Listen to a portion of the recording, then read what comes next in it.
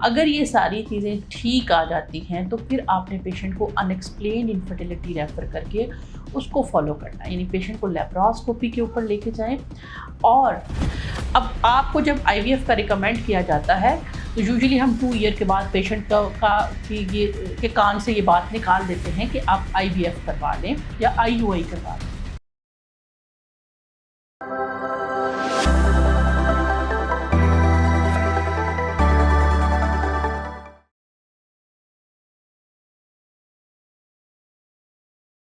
जी, अस्सलाम वालेकुम। मैं हूं डॉक्टर नाइला, कंसल्टेंट गायनेकोलॉजिस्ट और इनफर्टिलिटी स्पेशलिस्ट गायनी सॉल्यूशन के फोरम से।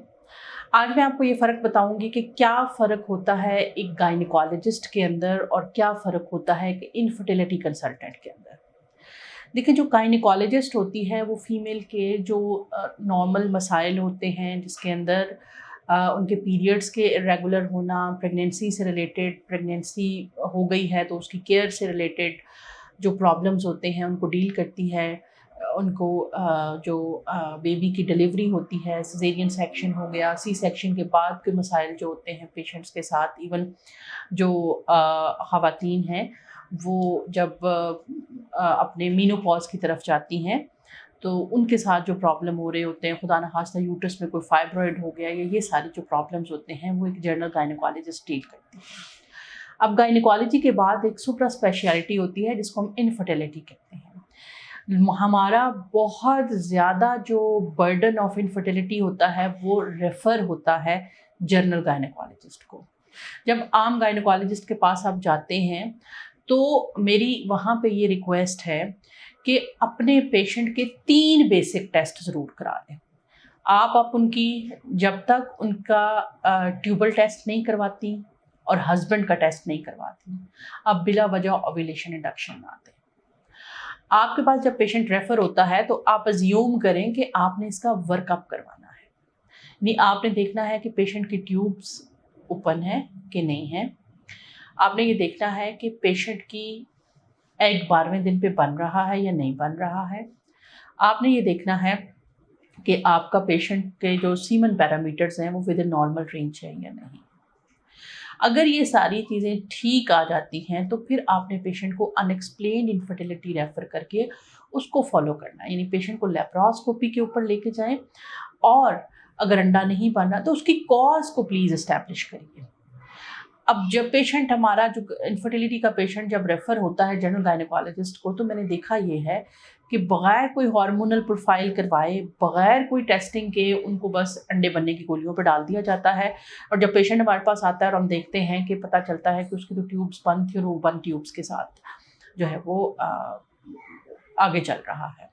तो लिहाजा जब आपके पास कोई भी सब फर्टिलिटी का पेशेंट आता है तो बजाय इसके कि आप उसको अंडे बनने की गोलियां देने लग जाएं, आप उसकी कॉज पे जाएं। और पेशेंट के लिए भी ये रिक्वेस्ट है कि आप अब कोशिश करें, if you are suffering infertility तो आप इनफर्टिलिटी कंसल्टेंट्स के पास जाएं, यानी जो सुबह से लेकर शाम तक इनफर्टिलिटी के मरीज़ देख रहे होते हैं।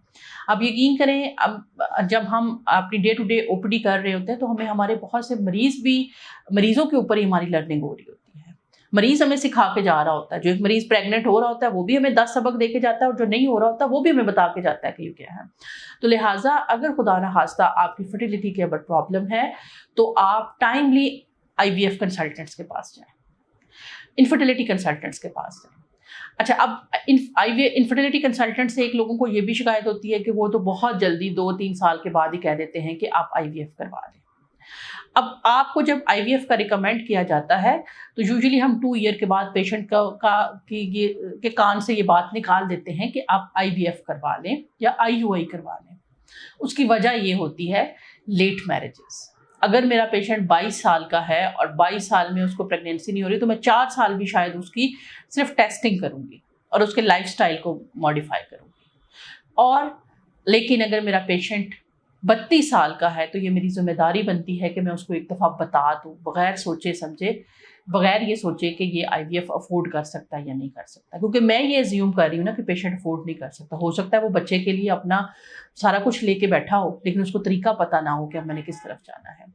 तो आप इनफर्टिलिटी कंसल्टेंट के पास जाएंगे तो वो कम अज़ कम मरीज़ होता है, एक डॉक्टर के पास जाता है, जनरल गायनेकोलॉजिस्ट के पास, दवाइयाँ खाता है, फिर 6 महीने डॉक्टर चेंज करता है, फिर ज़ीरो से दवाइयाँ शुरू करता है, फिर वो चेंज करता है, और जब तक वो हमारे पास आता है, इनफर्टिलिटी कंसल्टेंट्स के पास आता है, उनकी एएमएच ड्रॉप कर चुके होते हैं, उनकी एज इतनी ज़्यादा हो चुकी होती है 42-43 ईयर्स के बाद, कि वो हमारे पास उम्मीद लेके आते हैं कि शायद हम आपको जो है वो 4-5 लाख रुपया देंगे और हमारा बच्चा हो जाएगा।